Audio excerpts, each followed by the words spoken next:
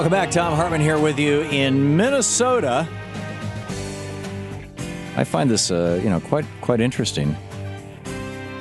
This is the State Representative Kurt Daudt, D-A-U-D-T, Republican from Crown, wants to make sure that if you're on welfare in the state, that you never have more than $20 in your pocket. And this seems to me like, why don't we say to the oil companies, if we're going to give you $3 billion worth of welfare this year, which we're doing, that your CEOs can't make more than $40,000 a year? Or why don't we say to the nuclear power industry, which we fund to the point that it's the most expensive form of electricity in the world, if we're going to give you welfare, you've got to, stand on your head or something. I don't get this. Steve Malzberg is with us. Steve Malzberg is the host of the Steve Malzberg Show on WOR News, Talk Radio 710 in New York City. WOR710.com is the website. Steve, welcome to the program. Hey, how are you? Good to talk to you again. Thank you. It's good to have you back. So first of all, poor people shouldn't have more than $20? Well, first of all, the analogy to so-called corporate welfare, when any of these welfare recipients in Minnesota ever create jobs for people and put people to work. These corporations don't create jobs for people, Steve. They skim money off the economy. An analogy to talk about. These corporations aren't creating jobs, and yes, these welfare recipients are creating jobs. Huh? No, they don't employ people. Steve, no. Economics 101. Let me just explain something really simply, and if you'd let me get through like a couple of sentences without interrupting me, I will do the same for you. Sure. What creates jobs is demand. When people spend money, that causes retailers to say, okay, I need merchandise. They go to wholesalers, they buy it. The wholesalers go to manufacturers. The manufacturers make it. At every step along the way, they got to hire somebody to sell it and ultimately to make it. That's where all the jobs are created. And the jobs only are created because in the very beginning, somebody took $10 out of their pocket, put it on a counter and said, I want to buy something. So in a very real sense, no company in America creates any jobs. Every single job in America is created by somebody buying something, by consumers. And people on welfare spend 100% of their money as consumers. They're the job creators in this country. Yeah, you're right. Hey, that's Nancy Pelosi's philosophy. Welfare is... It's also Adam Smith. It's also classic economics. If we were all on welfare, just think of what a flourishing nation we'd be. That's insane. There'd be no companies, there'd be no product if people didn't take risk, if people didn't put out capital, get loans, if corporations didn't start up. And to keep these corporations here and to be compatible and to competitive with the rest of the world, we give corporations and businesses tax breaks to keep them in business, to keep them wanting to stay here and not moving their company and their business elsewhere. So, we could argue this back and forth all day. But as far as the job creators of the world, the people with no money in their pockets, those job or $20 in their pockets, or whatever the Minnesota legislature wants to limit them to. You can't have more than $20 in your pocket. Well, here's the deal. The idea is, which you didn't seem to reference, that they want to keep them from spending their benefits on liquor, lottery tickets, and cigarettes, which, you know what, part of me says if that's what they want to spend it on, then that's their downfall. And, I thought that you were kind of a libertarian kind of guy. But on the other hand, I wouldn't mind a law that marks products, unbuyable, if you will, non-purchasable, with these kinds of monies, tickets or whatever they have to present at the counter at the grocery store. I will give you that if you will give me that any CEO in America who makes more than $1 million a year is not allowed to hire a hooker who costs more than $100. Well, hiring a hooker is illegal. I know you're fooling around, but hiring a hooker is illegal. You know what I'm talking about. No, I don't know what you're talking about. What I'm saying is that we all have vices. Everybody does something in some way that's not necessarily good for them.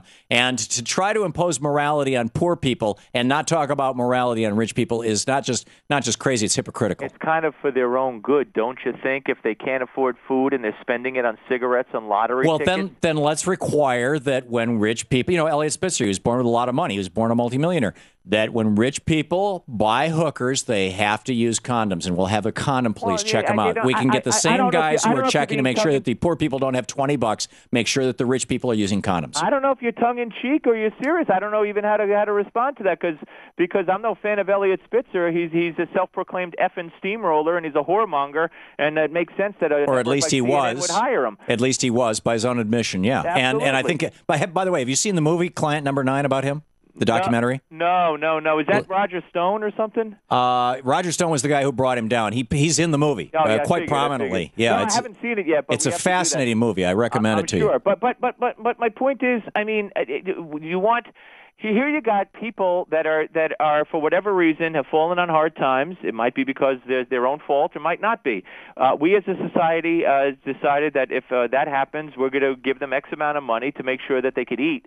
And here we find out, and there's really no argument, that many of the people are spending their money on vices instead of on necessities and they might have children. So if you're on welfare, you're not allowed to have a glass of wine with dinner. And you're saying, so if somebody has $1 million, makes $1 million, or is born with $1 million or whatever, then we should, and again, I don't know if you're fooling around or not, then we should limit their vices? Like, let me give it to you in a really succinct sentence, Steve. What's that? Let me give it to you just in a really succinct sentence, and you can riff on it all you want.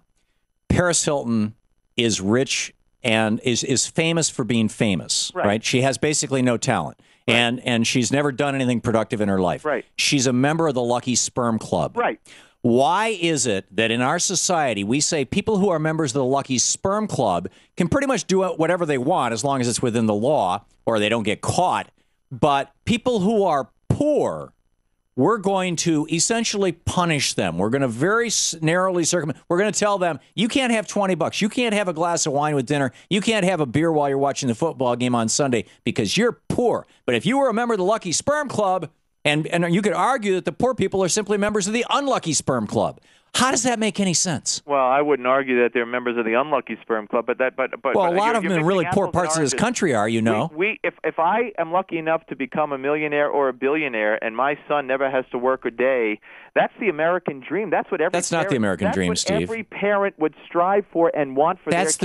That's the dream of European aristocracy from the 18th century. Their lives. Why you want to punish them? Here again, out of the goodness of our hearts as Americans and as a society, we have a safety net for these people. And when we find that these people are using our money to buy cigarettes and maybe deny themselves or their kids food, I think we have a responsibility to step in. I don't give a damn what Paris Hilton or a rich person does with their money. It's their money. It's not coming from me and you. It's theirs.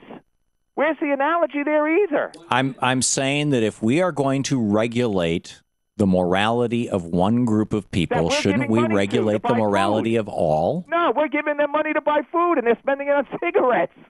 Well, either we stop giving them the money or we make sure they're buying the food. Why is that so complicated? So shall we say that, CEOs of big corporations shouldn't be allowed to smoke cigarettes? No, because it's their money, too. It's their money, too. Where do you get that from? Where's the analogy? What can, Stephen Hemsley, in aggregate, makes about $100 million a year. Good for him. That's like, $300,000 a day. What talent could anybody possibly have that's worth $300,000 a day? Well, I'm sure you're against Oprah and all the African-American NBA stars making their millions and millions. I'm sure you rail against them, too. I actually think that all of them should be paying for the most part, are white. I'm sure you go after African-Americans who are billionaires all the time, don't you? Steve, I am saying that we had a really good economy in this country and a really strong middle class when the Oprahs of the world, the NBA stars, forget the race, when the rich people in this country were paying between 91 and 74% income tax, and when Reagan did away with that, we saw the rise, the explosion of poverty and the death of the middle class. And we flourished for years and decades. Steve, you give me a $5 trillion debt credit card like Reagan had, and I'll show you good times. That doesn't mean it's real. Now and the debt? That's the whole point. That's what you just made. Anyhow, Steve Malzberg, WOR710.com. Thanks, Steve.